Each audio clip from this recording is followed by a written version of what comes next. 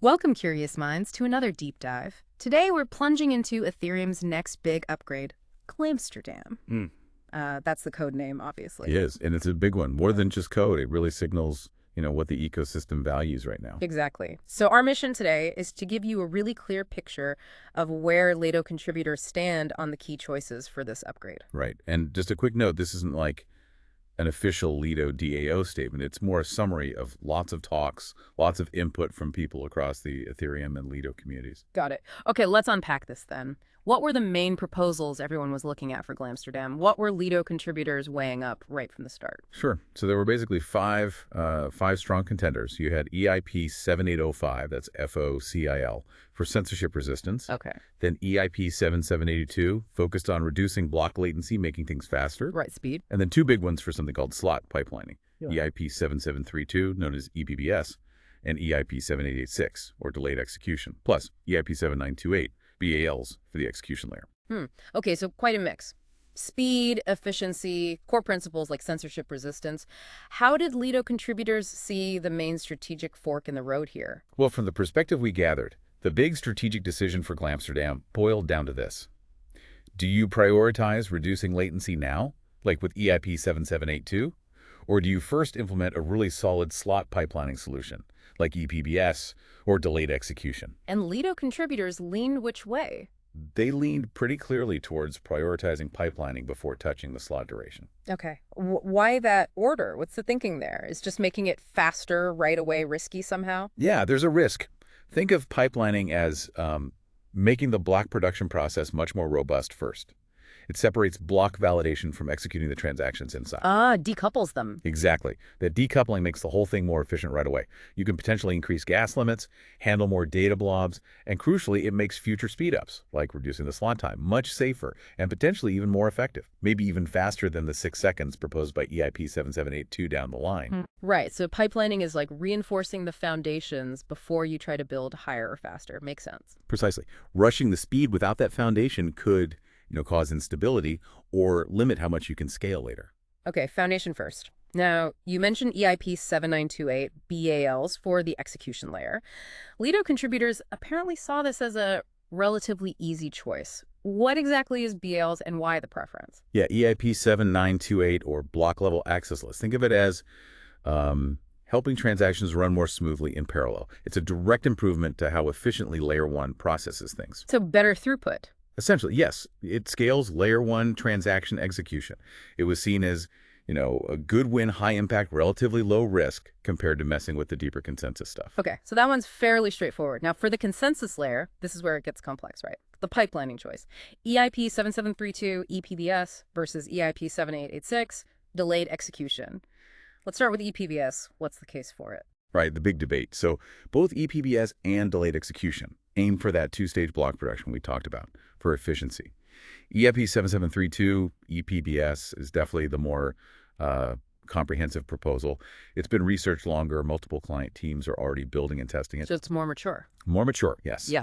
And it optimizes things pretty broadly, not just transaction execution, but also how data blobs get around the network. Research also showed it playing well with OFUCL, the censorship resistance proposal. But maturity and comprehensiveness often come with complexity, don't they? What were the downsides or maybe headaches for a big staking operation like Lido? Exactly. That complexity was a concern. For Lido, implementing ePBS, especially its option for an in-protocol builder system alongside the existing MEV booth system, well, that adds operational overhead. Operational burdens. Yeah.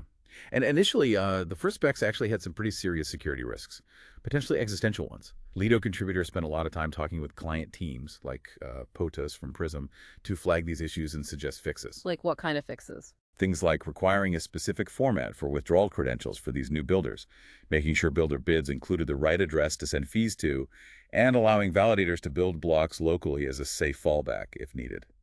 Practical stuff to make it work safely. Okay, so ePBS, powerful, mature, but complex and needed work. What about the alternative? EIP 7886, delayed execution. What was its appeal? Delayed execution, or DE, kind of emerged as the simpler path. The main appeal was getting those core pipelining benefits, the decoupling, but with fewer changes needed on the consensus layer itself. Potentially less risky to implement. Simpler, less risky integration. But what's the catch? Well, the catch is mainly its relative immaturity. Fewer eyes on it for less time means maybe more unknowns, potential consensus issues down the line. An analysis suggested its performance might degrade if you push slot times really low, say below 7.3 seconds, because of how it handles blocks compared to ePBS's focus on just getting headers out fast. So ePBS is technically more robust, especially for future speedups, but complex. DE is simpler to implement, but maybe less performant long-term and less tested. A classic engineering trade-off. Where did Lido contributors land on this? It was a tough one. The analysis really did suggest ePBS is technically the superior pipelining approach overall. However, there was a strong belief among contributors that the specific in-protocol PBS part of ePBS might not actually get used much in practice. Interesting. Why not? Because the existing MEV boost ecosystem is already quite entrenched. So the feeling was that the delayed execution approach, especially a kind of hybrid DE plus PTC variant that borrows a key performance trick from ePBS, might suit Lido's operational reality better. It delivers pipelining without the full complexity and operational overhead of the ePBS in-protocol system. So lean towards DE for practical reasons, even if ePBS is technically stronger. Kind of. It's nuanced. There's an acknowledgement that most client teams favor ePBS. So the commitment from Lido contributors is, if ePBS is chosen by the broader community, they'll absolutely work to make its implementation as secure and simple as possible, focusing on minimizing negative effects on the consensus layer. But operationally, the DE variant felt like a potentially better fit for their needs. Okay, that clarifies the pipelining puzzle. Now, the last piece. EIP 7805, faux CIL. You mentioned censorship resistance. Why was this considered so critical? A must-have for Glamsterdam. Why couldn't it wait? Yeah, eFOCL fork choice inclusionless. For Lido contributors, this was fundamental. It builds strong censorship resistance directly into the protocol's rules. Not just relying on social pressure. Exactly. Right now, censorship resistance relies heavily on, validators choosing not to censor. It's more social consensus than hard crypto-economic guarantees. FOCL changes that. Deferring it would send a message that maybe performance matters more than these core principles. Principles like credible neutrality. Precisely. It's about making sure Ethereum remains a fair, neutral settlement layer for everyone, for the long haul. Lido contributors see it as laying a foundation of, stone instead of sand. Absolutely critical. Right. Okay, let's tie this all together.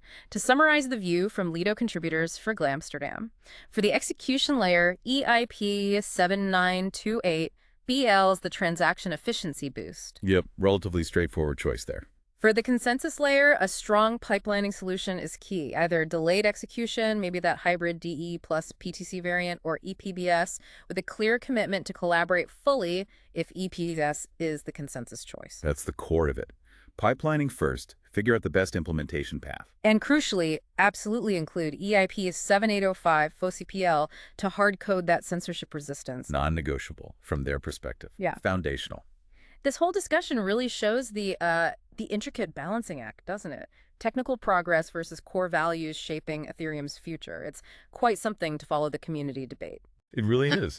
And considering these choices, especially that tension between, say, raw efficiency and something fundamental like censorship resistance, it makes you think, what foundational aspect of a decentralized network do you believe is the most non-negotiable for its long-term health and ability to innovate? Is it speed? Is it openness? Something else entirely?